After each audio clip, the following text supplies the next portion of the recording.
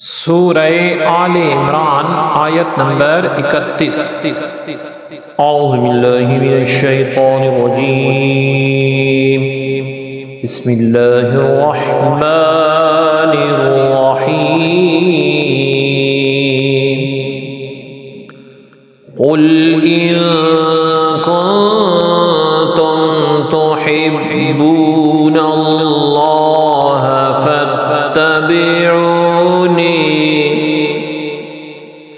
فاتبعوني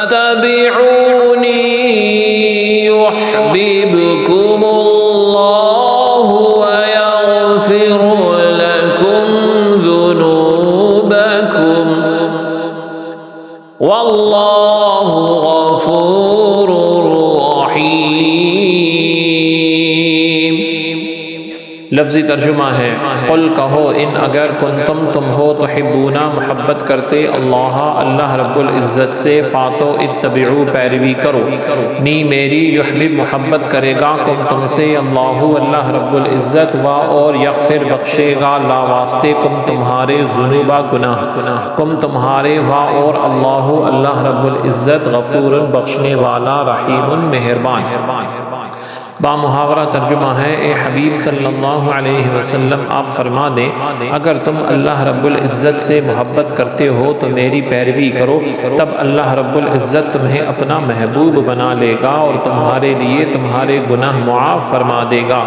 اور اللہ رب العزت نہایت بخشنے والا مہربان ہے۔ آیت کی تفسیر میں فرمایا گیا، قل ان کنتم تحبون اللہ فاتبعونی، اے حبیب فرما دو کہ لوگوں اگر تم اللہ رب العزت سے محبت کرتے ہو تو میرے فرما بردار ہو جاؤ۔ اس آیت سے معلوم ہوا کہ اللہ تعالی عز و جل کی محبت کا دعویٰ تبھی سچا ہو سکتا ہے جب آدمی نبی علیہ السلام کی اتباع کرنے والا ہو اور آپ صلی اللہ علیہ وسلم کی اطاعت اختیار کرے۔ حضرت عبداللہ بن عباس رضی اللہ عنہ سے مروی ہے کہ آپ صلی اللہ علیہ وسلم قریش کے پاس تشریف لائے جنہوں نے خانہ کعبہ میں بت نصب کیے تھے، انہیں سجا کر ان کو سجدہ کر رہے تھے۔ آپ صلی اللہ علیہ وسلم نے فرمایا، اے گروہ قریش، خدا کی قسم یعنی اللہ رب العزت کی قسم تم اپنے آباء و اجداد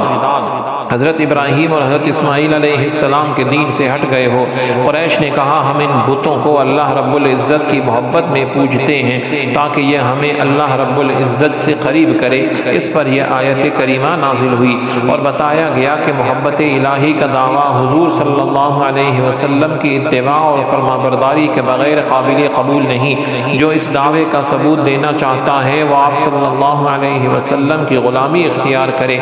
اور چونکہ آپ نے بت پرستی سے منع فرمایا ہے تو بت پرستی کرنے والا آپ کا نافرمان اور محبت الہی کے دعوے میں جھوٹا ہے۔ دوسرا قول یہ بھی بیان فرمایا گیا کہ مدینہ کے یہودی کہا کرتے تھے کہ ہم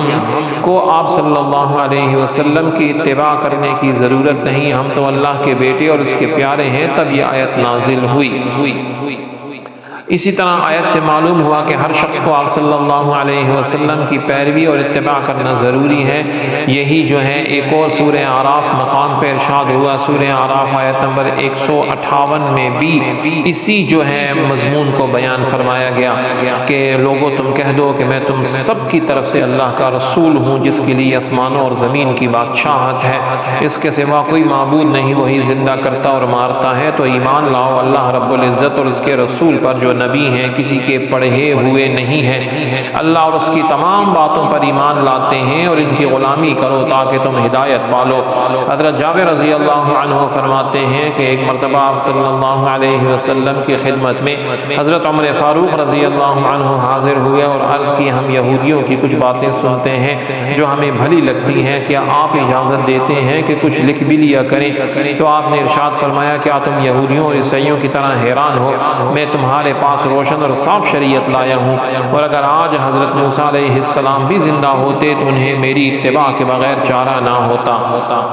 تو یہ دو واقعات جو ہیں اس اندازے میں آپ ذرا اندازہ کر سکتے ہیں کہ کتنے اہمیت رکھتے ہیں۔ حضرت عمر فاروق رضی اللہ عنہ حجر اسود کے پاس آئے اور اسے بوسہ دے کر فرمایا،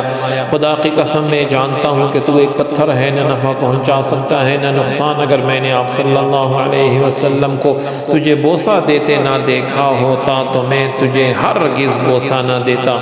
سنن نسائی کی روایت میں ہے کہ اس کے بعد آپ رضی اللہ عنہ نے حجر اسود کو بوسہ دیا۔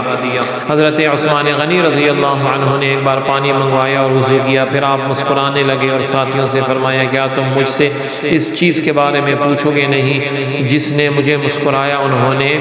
عرض کی کہ امیر المومنین رضی اللہ عنہ آپ کس چیز کی وجہ سے مسکرائے تھے؟ تو آپ نے ارشاد فرمایا کہ ایک دفعہ نبی علیہ السلام نے اس جگہ کے قریب ہی وضو فرمایا تھا اور فراغت کے بعد مسکرائے تھے، اور صحابہ رضی اللہ عنہم سے فرمایا تھا کیا تم مجھ سے پوچھو گے نہیں کہ کس چیز نے مجھے مسکرایا؟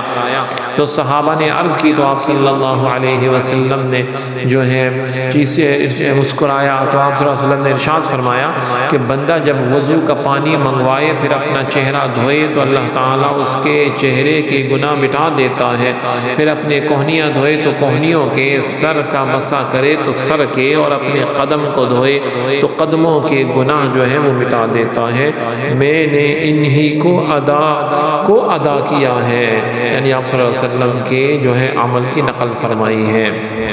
حضرت عبداللہ بن عمر رضی اللہ عنہ ایک جگہ اپنی اونٹنی کو چکر لگوا رہے تھے، لوگوں نے اس سے اس کا سبب پوچھا تو آپ رضی اللہ عنہ نے فرمایا میں اس کی حکمت نہیں جانتا مگر اس جگہ میں نے آپ صلی اللہ علیہ وسلم کو ایسا کرتے دیکھا تھا، اس لیے میں بھی ایسا کر رہا ہوں۔ رب العزت ہم سب کو دنیا اور آخرت دونوں کی شاندار کامیابیاں نصیب فرمائے۔ سبحانک اللہم و بحمدک، اشہد ان لا الہ الا انت، استغفرک و اتوب الیک، وصلی اللہ تعالی علی خیر خلقہ محمد وعلی آلہ واصحابہ اجمعین برحمتک یا ارحم الراحمین۔